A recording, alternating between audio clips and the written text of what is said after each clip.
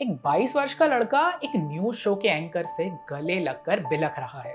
लड़के पर 96 लाख रुपए का कर्जा है। उसे उसके घर से निकाल दिया गया है। उसकी ये कहानी सुनकर वहां खड़े सैकड़ों लोग और टीवी और इंटरनेट पर उसे देख रहे लाखों करोड़ों लोग स्तब्ध हैं और सोच रहे हैं कि आखिर ये चल क्या रहा है। आप में से अधिकतर लोगों ने ये वीडियो अब तक देख ही लिया होगा और जिन्होंने देखा है उन सबको इसके विषय में जानने की जिज्ञासा भी होगी कि इस कहानी और इस कहानी के पीछे की कड़वी सच्चाई क्या है। तो चलिए समझते हैं।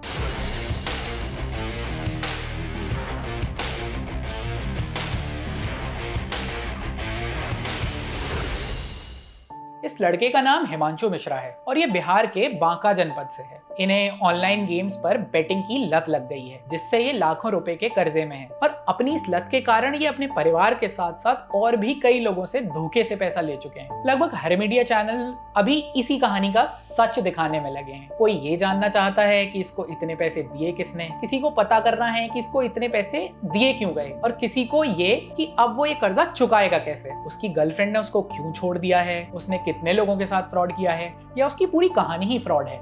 लगभग सभी जानकारी इस समय इंटरनेट पर उपलब्ध है। लेकिन मेरी रुचि इस लड़के की व्यक्तिगत कहानी में है ही नहीं। वास्तविक विषय है महामारी की तरह फैल रही ऑनलाइन बेटिंग गेम्स। आप सोच रहे होंगे ये इतनी बड़ी बात तो है नहीं, एक हिमांशु की कहानी से मैं कैसे इसे महामारी कह रहा हूँ। मैं ऐसा इसलिए कह रहा हूँ क्योंकि ऐसी हजारों कहानियां और भी हैं जिनके विषय में हम जानते ही नहीं हैं। और अगर आप जानेंगे नहीं तो हो सकता है आपके फोन पर आते इन गेमिंग एप्स के लुभावने एड्स में बड़े बड़े सेलिब्रिटीज को देखकर इन कहानियों में कहीं एक कहानी आपकी भी ना जुड़ जाए। तो पहले मैं आपको हिमांशु मिश्रा जैसी ही ऑनलाइन बेटिंग से जुड़ी कुछ और कहानियां बताता हूँ। अगस्त 2024 में महाराष्ट्र के ठाणे में एक 35 वर्षीय व्यक्ति ने ऑनलाइन बेटिंग एप्स का 2 लाख रुपए का कर्जा कर लिया, जिसे चुकाने के लिए उसने एक 75 वर्षीय बुजुर्ग महिला के घर में घुसकर उसके सोने के जेवर चुराए, उसकी हत्या की और फिर उसके घर को आग लगा दी। कश्मीर के बारामूला में एक व्यक्ति पर ऑनलाइन गेमिंग एप्स पर बेटिंग करते करते 42 लाख रुपए का कर्जा हो गया, जिसे चुकाने के लिए उसके घर वालों को अपना मकान तक बेचना पड़ा था। जुलाई 2023 में महाराष्ट्र के एक बिजनेसमैन ने पहले ऑनलाइन गैम्बलिंग में 5 करोड़ रुपए जीते और फिर वो 58 करोड़ रुपए हार गया। जिस व्यक्ति ने उसे उस खेल की लत लगाई थी वो दुबई भाग गया था और उसके घर पर पुलिस की रेड में 14 करोड़ रुपए कैश और 4 किलो सोने के बिस्किट मिले थे। बेंगलुरु के एक सॉफ्टवेयर इंजीनियर ने ऑनलाइन बेटिंग में अपनी 70 लाख रुपए की सेविंग्स गवा दी थी, जिसके चलते उसकी पत्नी उनकी 2 छोटी बच्चियों को लेकर उससे अलग रहने लगी थी। सितंबर 2022 में मुंबई के एक चार्टेड अकाउंटेंट ने अपनी ऑनलाइन बेटिंग की लत को पूरा करने के लिए अपने एम्प्लॉयर के ही 5 करोड़ रुपए चुरा लिए थे। ऐसे सैकड़ों हजारों कहानियां और भी हैं जिनमें लोग इन ऑनलाइन बेटिंग एप्स का शिकार हुए हैं। सोचने का विषय ये है कि कभी चौथी पांचवी कक्षा के निबंध में एक कुप्रथा के रूप में लिखी जाने वाली जुए की ये लत आज इतनी बड़ी कैसे हो गई कि इससे 10वीं 12वीं के बच्चों और नौकरी खोज रहे युवाओं से लेकर मजदूरों, मजबूरों और बड़े बड़े व्यापारियों तक को प्रभावित कर रखा है। भारत के महाकाव्यों और पौराणिक कथाओं में जुए की लत के कारण होने वाले पतन की कहानियां हमें इससे बचकर रहने की सीख देती आई हैं। लेकिन फिर भी आज के डिजिटल युग में जुआ खेलने की ये सदियों पुरानी बुराई आज ऑनलाइन बेटिंग एप्स के रूप में एक नया जीवन पा चुकी है। आज ये बुराई तीव्र गति से पूरे भारत में एक व्यापक स्तर पर फैल चुकी है, जिसका अनुमान आप इस आंकड़े से लगा सकते हैं कि भारत में ऑनलाइन बेटिंग इंडस्ट्री लगभग 8 से 10 लाख करोड़ रुपए की है। जहां भारत में दशकों से पैसे के लिए जुआ खेलना एक टाइम पास रहा है, वहीं कभी घरों के अंदर, कभी शहर के खुले लॉन्स में, गांव में पेड़ों के चबूतरों पर अधिकतर पुरुष लोग इकट्ठे होकर 3 पत्ती और रमी जैसे गेम्स खेला करते थे। कोरोना के बाद से बाकी सब चीजों की तरह ही ये टाइम पास गेम्स भी ऑनलाइन हो गए। इसके कई कारण थे, जैसे सस्ते डेटा की उपलब्धता, डिजिटल लेन देन में तेजी, स्मार्टफोन की अधिक पहुंच और तरह तरह के easy to understand quality games की अवेलेबिलिटी। इस सब से लोगों के सामने बहुत कम समय में बहुत अधिक पैसे कमाने के कई सारे इन्फ्लुएंशियल एग्जांपल्स आ गए, जिससे लोगों ने इन्हें और अधिक अपनाना शुरू कर दिया। भारत में इस प्रक्रिया को साथ मिला क्रिकेट का। पहले अनाधिकृत रूप से चलने वाली सट्टाबाजारी ने अब फैंटेसी लीग्स का रूप ले लिया है। ऐसे में हर दूसरी बॉल पर सचिन तेंदुलकर तक को बल्लेबाजी सिखा देने वाले हम भारतीयों को लगा कि हमारा क्रिकेट का ज्ञान तो वैसे भी इतना अद्भुत है, क्यों ना फैंटेसी लीग खेलकर कुछ पैसे ही कमा लिए जाएं। यहाँ होता यह है कि इनमें से अधिकतर कॉन्टेस्ट में एंट्री इतने कम पैसों में हो जाती है कि हमें लगता है कि 2-4 बार हार भी गए तो क्या ही अंतर पड़ेगा। ₹19 ₹49 में आपको अपनी टीम बनाकर लाखों करोड़ों रुपए जीतने का अवसर मिलता है, या कहिए कि लालच मिल जाता है और फिर आप इसमें लगे रहते हैं। लगता है आज नहीं तो कल जीतना तो मुझे ही है। ड्रीम 11 पर 18 करोड़ यूजर्स हैं, MPL पर 9 करोड़ और माई 11 सर्कल पर 4 करोड़ यूजर्स हैं। लेकिन कैसे? वो ऐसे कि जब आपके मनपसंद क्रिकेटर्स और एक्टर एक्ट्रेसेस आपसे ये कह रहे होते हैं कि दिमाग लगाना है तो ड्रीम 11 पर लगाओ, दिमाग लगाना है तो ड्रीम 11 पे लगाना, डर को हटाओ बड़ा खेल जाओ, डर को हटाओ बड़ा खेल जाओ, या 1 करोड़ तो बस शुरुआत है, सोचो कितनी बड़ी बात है। 1 करोड़ बस शुरुआत है, तो सोचो कितनी बड़ी बात है। तो आपको कोने में छोटे से अक्षरों में लिखा हुआ या दबी सी आवाज में पढ़ा हुआ डिस्क्लेमर क्यों ही दिखाई या सुनाई देगा? ऊपर से इन एप्स में इतनी फैंसी टर्मिनोलॉजी का यूज होता है कि छोटे छोटे बच्चों से लेकर बड़े बड़े स्मार्ट क्रिएटिंग ब्रेन्स को भी यही लगता है कि वो एक गेम ऑफ स्किल्स खेल रहे हैं, ना कि गेम ऑफ चांस। और फिर आती है इनकी जबरदस्त मार्केटिंग स्ट्रैटेजी। आपके रेफरल कोड से कोई गेम ज्वाइन करेगा तो आपके ऐप अकाउंट में कुछ पैसे आ जाएंगे, जिनसे आप फिर से कॉन्टेस्ट में पार्ट ले सकते हैं। अगर आप ऑनलाइन पेमेंट ऐप्स यूज करते हैं तो उनसे भी आपको इन फैंटेसी गेमिंग ऐप्स के फ्री कूपन्स मिलते रहते हैं। हर किसी को लगता है कि फ्री के पैसे से ही सही क्यों ना एक ट्राई कर ही लिया जाए। एंटरटेनमेंट या टाइम पास से शुरू होने वाली कैजुअल गेमिंग कब एडिक्शन में बदल जाती है आपको पता ही नहीं चलता। लोगों को लगता है कि वो जितनी बार इस गेम को खेलेंगे उतने ही उनके जीतने के चांसेस बढ़ जाएंगे। ऐसे में होता यह है कि जो व्यक्ति पहले एक टीम बनाकर एक ऐप पर एक कॉन्टेस्ट के पैसे दे रहा होता है, वो अब एक ही कॉन्टेस्ट में 3-3, 4-4 टीमें बनाने लगता है। अलग अलग ऐप्स पर कई कॉन्टेस्ट में भाग लेने लगता है। जहां वो पहले एक जगह हार रहा होता था, अब वो कई जगह हारने लगता है।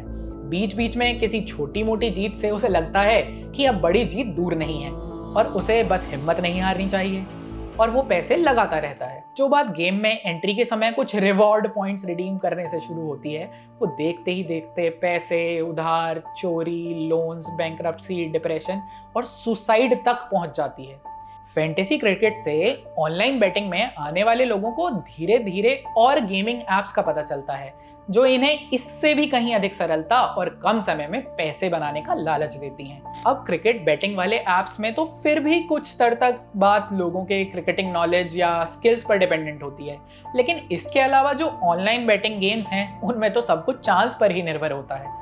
इन गेमिंग एप्स के एल्गोरिदम को यूजर बिहेवियर के अनुसार इस तरह से डिजाइन किया जाता है कि एक सेट टाइम फ्रेम में किसी भी गेम में ऐप ही अधिक प्रॉफिट बना रही होती है। क्योंकि सब कुछ बैकएंड से कंट्रोल हो रहा होता है तो आपको उसके बारे में कुछ पता ही नहीं होता। इन गेम्स में आप पर वही साइकोलॉजिकल ट्रिक्स यूज की जाती हैं जिनका यूज कसिनोज और गेम पार्लर्स की स्लॉट मशीन्स में होता है। इन गेम्स में एक सेंस ऑफ अर्जेंसी दिखाई जाती है। लिमिटेड टाइम के लिए exclusive offer, sign up bonus, referral bonus दिए जाते हैं। उस फील्ड से रिलेटेड रेगुलर न्यूज अपडेट्स दिए जाते हैं। Do not miss this chance वाले मैसेजेस आते हैं। एक सेंस ऑफ कंपटीशन और क्रेडिबिलिटी दिखाने के लिए इन गेम्स में लीडर बोर्ड फ्लैश होता रहता है जो दिखाता है कि और लोग कितने पैसे जीत रहे हैं और आप भी जीत सकते हैं। आप गेम को कंट्रोल कर रहे हैं ये दिखाने के लिए इन गेम्स में तरह तरह का डेटा आपको दिखाई देता है। आप शफल या स्पिन या बैट प्लेस कर रहे होते हैं और आपको लगने लगता है कि यहाँ जो कुछ हो रहा है उसे कोई और नहीं बल्कि आप ही कंट्रोल कर रहे हैं। कई बार हारने के बाद आप एक बार जीतते हैं तो आपको अपनी हार भी जीत जैसी लगने लगती है। और उसके अलावा यहाँ गैम्बलर्स फैलेसी भी काम करती है जिसमें सबको लगता है कि अब वो इतनी बार हार चुके हैं तो इस बार तो जीत ही जाएंगे, और फिर वो और खेलते रहते हैं और उन्हें इसकी लत लग जाती है। इन सभी ट्रिक्स का एक कुख्यात उदाहरण है ऑनलाइन बैटिंग गेम एविएटर। इसमें बस एक प्लेन की फ्लाइट पर आपको पैसे बेट करने होते हैं और उस फ्लाइट पूरी होने से पहले आपको पैसे निकालने होते हैं। अगर आपने ऐसा कर लिया तो आपकी बैट के पैसे उतना गुना हो जाएंगे जितना एक्स डिस्टेंस उस प्लेन ने कवर किया होता है। इस गेम का यूजर इंटरफेस और पैसे आने जाने का सिस्टम इतना सिंपल, एक्साइटिंग और एडिक्टिव है कि अगर आपने किसी और को भी इस गेम को थोड़ी देर ही खेलते हुए देख लिया तो आपको भी लगेगा कि क्यों ना मैं भी इस गेम को एक बार तो खेल ही लेता हूँ। और ये मैंने अपनी आंखों के सामने होते हुए देखा है और उसी से मुझे इस विषय पर रिसर्च करने की जिज्ञासा हुई थी। मैं आपको अपना ही पर्सनल एक्सपीरियंस बताता हूँ। तो मैं पश्चिमी उत्तर प्रदेश से हूँ और वहीं मेरा ननिहाल भी है। और अब से लगभग 3-4 महीने पहले जब मैं वहां गया तो मुझे इस गेम के बारे में पता चला था। उस समय गांव के लड़कों ने ये सब खेलना शुरू ही किया था। 14 वर्ष के स्कूल जाने वाले बच्चे से लेकर 25-30 वर्ष के मजदूर और 40 वर्षीय पुलिस इंस्पेक्टर और सरकारी टीचर तक ये गेम खेल रहे थे। मेरी इच्छा थी कि क्रिकेट खेला जाए, लेकिन सब अपने फोन पर खेलकर पैसे बनाने में व्यस्त थे। कोई अपनी 500 से 5000 बनाने की कहानी बता रहा था, तो कोई दिन भर के 700-800 रुपए बनाकर खुश थे। हर किसी को लगता था कि वो बहुत बड़े एक्सपर्ट हैं और उनका तो पैसा डूब ही नहीं सकता। मुझे भी ये करने की सलाह दी गई, लेकिन विद ऑल ड्यू रिस्पेक्ट मैंने उन्हें मना कर दिया। अब कुछ दिन पहले मेरे मामा मेरे घर आए थे और किसी तरह बात उन बच्चों पर पहुंच गई जो ये गेम खेल रहे हैं। अभी उन कहानियों में अधिकतर कहानियां जीतने वालों की ही थी, लेकिन उसके इम्प्लीकेशंस बहुत अधिक डरावने हैं। एक 12वीं फेल लड़का मोबाइल में एरोप्लेन उड़ाकर पिछले 2-3 महीने में लगभग 70-75 हजार रुपए कमा चुका था और अब वो एक फायर फाइटर बनने की ट्रेनिंग ले रहा है और खाली समय में एरोप्लेन ही उड़ाता है। उसे उम्मीद है कि क्या पता वो एक दिन इतने पैसे जीत जाए कि उसे फायर फाइटर बनना ही ना पड़े। जो लोग दिन के 700-800 रुपए जीत रहे हैं, उन्होंने अब मेहनत मजदूरी करके पैसा कमाना छोड़ दिया है और वो दिन भर केवल खाट पर लेटकर फोन में प्लेन उड़ाने और नंबर्स निकालने में व्यस्त रहते हैं। इससे मिलने वाले पैसों से नए कपड़े, जूते, घड़ी और स्मार्टफोन्स खरीदे जाते हैं। कुछ लोगों ने तो आईफोन भी ले लिया है। ये चलन एक गांव से दूसरे गांव तक बहुत ही तेजी से फैल रहा है।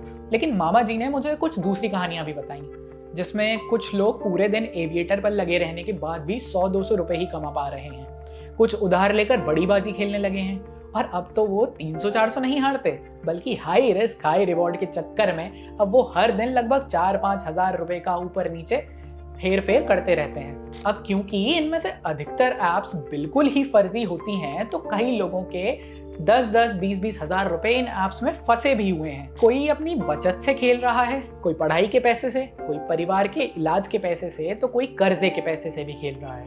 ये ट्रेंड लगभग वैसा ही है जैसा जुए में अधिकतर होता है। इन ऐप्स पर गेम खेलने में और कसिनो में जाकर जुआ खेलने में पैकेजिंग के अलावा कोई बहुत अधिक अंतर है नहीं। शराब की लत, जमीन के झगड़े, देहाती ऑर्केस्ट्रा और अब ये ऑनलाइन बेटिंग, शायद ही ऐसी कोई समस्या बची है जिससे भारतीय देहात पीड़ित नहीं है। शहर के लोगों के पास तो फिर भी फाइनेंशियल लिटरेसी या थेरेपी जैसे ऑप्शंस होते हैं जिससे वो इस सब से बच भी पाएं, लेकिन गांव देहात के लोगों के लिए समस्या कितनी बड़ी हो सकती है, इसका अंदाजा आप स्वयं लगा सकते हैं। आप सोच रहे होंगे कि ये समस्या इतनी बड़ी है तो सरकार इसके बारे में क्या कर रही है। इसमें समस्या ये है कि भारत में ऑनलाइन बेटिंग पर नियंत्रण करने के लिए कोई केंद्रीय कानून नहीं है। अलग अलग राज्यों में अलग अलग कानून हैं। सिक्किम जैसे कुछ राज्य नियमों के साथ ऑनलाइन बेटिंग की अनुमति देते हैं, जबकि आंध्र प्रदेश जैसे राज्यों ने इस पर पूरी तरह से प्रतिबंध लगा रखा है। भारत में गैम्बलिंग रेगुलेशंस 1867 के अंग्रेजों के बनाए पब्लिक गैम्बलिंग एक्ट पर बेस्ड हैं, जो आज पूरी तरह आउटडेटेड हो चुका है और उसमें ऑनलाइन गेमिंग को रेगुलेट करने के लिए बहुत रोबस्ट प्रोविजंस नहीं है। इसके विषय में और जानने के लिए आप छत्तीसगढ़ में कांग्रेस सरकार के समय हुए महादेव बेटिंग ऐप घोटाले के बारे में पढ़कर भी समझ सकते हैं। इसके अलावा एक बात यह भी है कि सरकार इस तरह के प्लेटफॉर्म से भारी भरकम टैक्स लेती है और इसी कारण इन्हें शराब और तंबाकू की ही तरह एडवर्टीजमेंट में एक चेतावनी के साथ चलने देती है। इसमें एक समस्या ये भी है कि इनमें कई ऐप्स विदेशी होती हैं जिन पर भारत के कई नियम कानून लागू भी नहीं होते। हाल ही में चाइनीज फंडिंग वाली ऐसी कई ऐप्स को सरकार ने बंद भी किया है। इसके अलावा ऐसी कई इंटेलिजेंस रिपोर्ट्स भी हैं जो ये बताती हैं कि इन ऐप्स से कमाया जाने वाला पैसा आतंकवादी गतिविधियों तक में भी लगाया जा रहा है। अब ऑनलाइन बेटिंग की समस्या केवल सामाजिक बुराई या फाइनेंशियल सिक्योरिटी रिस्क नहीं रह गया है, बल्कि एक बड़ा नेशनल सिक्योरिटी थ्रेट भी बनकर उभर रहा है। लेकिन तब तक सरकार ये निश्चित नहीं कर लेती कि वो इन गतिविधियों को नियंत्रित करना चाहती है या पूरी तरह से बंद करना चाहती है, तब तक इस समस्या का अंत करने के लिए कोई भी कठोर नियम बना पाना असंभव है। वैसे सरकार से कहीं अधिक हमें एक समाज के रूप में ये सोचना होगा कि समस्या का कैसे अंत किया जाए। थेरेपी और काउंसलिंग के अलावा इस विषय को लेकर जागरूकता फैलाने और फाइनेंशियल लिटरेसी पर काम करके भी इस समस्या को कुछ हद तक सुलझाया जा सकता है। विचार कीजिए। धन्यवाद।